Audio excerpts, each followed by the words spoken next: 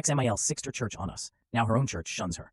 Welcome back to Reddit Court Files, where we pull real stories from Reddit and put them on trial. Today's case comes from r/ProRevenge. Quick note, nothing in this video is legal advice. We're storytellers, not lawyers. Now let's get into it.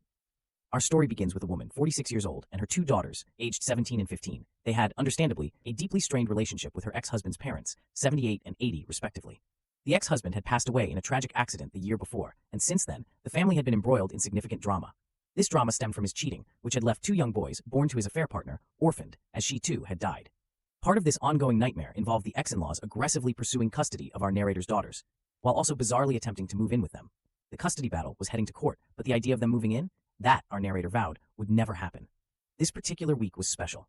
It was the youngest daughter's birthday, and while her party was scheduled for later in the month, her mom decided to give her a budget and let her loose at the local weekend market, a vibrant place overflowing with fresh produce, eggs, meats, and other goods straight from local farmers.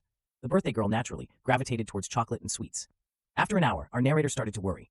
Just as she was about to call her youngest, her phone rang. It was her daughter, crying, saying some weird people had cornered her. Panic surged. Our narrator ran through the bustling market with her oldest daughter in tow, only to find 6 older women berating her youngest. They were calling her unchristian for refusing to spend time with her paternal grandparents, or for not wanting to be a good big sister to her poor orphaned baby brothers. It's important to understand the context here. These daughters were the ones who had discovered their father's cheating and the existence of the babies. This was trauma, and they were actively working with a therapist to process it. Our narrator immediately stepped between the group and her terrified daughter, instructing her eldest to go pay for the items her sister had gathered and head straight to the car. Then, she turned to the women, some of whom she recognized from the ex-in-law's church, and she unleashed a torrent of righteous fury. They, in turn, retorted, telling her she was the worst for refusing to obey her ex-in-laws like a good Christian wife. The whole scene descended into a screaming match so loud that they were all eventually asked to leave the market. Our narrator met her girls in the car, the women following them like a pack of vultures, before she managed to get in and drive away. Later that night, after her daughters were asleep, our narrator got online. She spoke to another member of that church, someone she was on good terms with. After apologizing for what had happened, he revealed the shocking truth. Her ex-mother-in-law had posted a massive story in the church's private Facebook group. It painted our narrator and her daughters as absolutely horrible people, claiming they were leaving the ex-in-laws homeless and penniless, a blatant lie, as they had inherited her ex-husband's personal bank account and his life insurance. The post also lamented that her daughters didn't even speak to them, and even accused our narrator of being the reason she had lost her grandsons, who were now living with distant relatives of her ex-husband. It was, as our narrator described it, a sob story worthy of a Hallmark movie, and it was garnering an outpouring of love and support from the more extremist members of their church. This particular church, while annoying on many topics, especially LGBTQ+ issues, had one crucial saving grace. They were incredibly strict about cheating. It was a major taboo for husbands and wives alike. So, how had the ex-mother-in-law managed to blame our narrator for the affair children without exposing the cheating? She claimed the other woman was their surrogate because our narrator was unable to have more children, then disgustingly asserted that our narrator didn't want the babies because they were boys. The sheer audacity, the disgusting accusation, was too much. Our narrator knew, right then, it was time to clean up this mess. Crucially, our narrator had been in the middle of divorcing her ex-husband when he died. This meant she had all the evidence she needed, and since the divorce hadn't been finalized, she faced no legal ramifications for releasing any of it. The next day, which she had off from work, she went straight to a print shop. She requested high-quality copies of everything, delightful pictures of her ex cheating, his text conversations with his affair partner, the damning texts where he confessed his cheating to his parents and received their support, the messages from her ex-in-laws harassing her about the divorce, and her ultimate coup de grace, all the emails and text messages of them bullying her daughters about their baby brothers. In one particularly vile message, sent just 2 days after her ex died, they called her daughters bastards and even blamed them for their father's death, claiming it was their fault because they had told our narrator about the affair, which then initiated the divorce. She paid extra for all of this to be printed on beautiful, high-quality paper.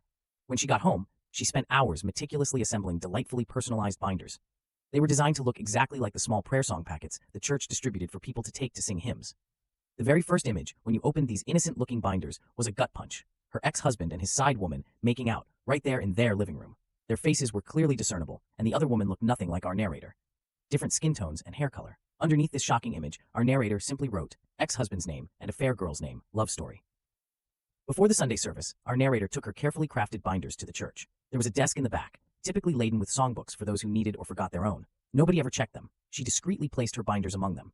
The gossip mill, as expected, was quick and devastatingly harsh. The names her ex-husband and his affair partner were called on the church's Facebook group became so bad that the pastor himself had to intervene, just to keep things relatively PG-13.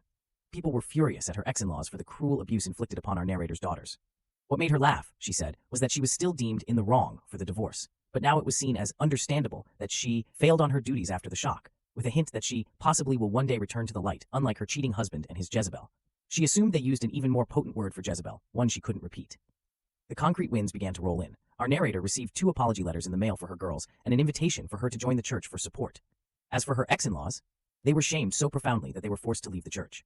Her ex-mother-in-law posted a final, desperate message on her social media wall, lamenting how alienated she felt and how no one cares for the elderly anymore, wishing her great son was still alive because he would have taken care of her and her husband. This last part was particularly ironic, as our narrator revealed she had always been the breadwinner. A final note on the will. Her ex-husband's will shockingly named his parents as beneficiaries. As far as she knew, he had told her he named their daughters, not them. She had never pushed for herself to be the beneficiary, as her own will designates her daughters as beneficiaries, not him. Turns out, sometimes, the very moral code your enemies hide behind can be precisely the weapon you need to expose their hypocrisy. That's the verdict on today's case. Drop your thoughts in the comments. Was justice served? Make sure to subscribe so you never miss a filing.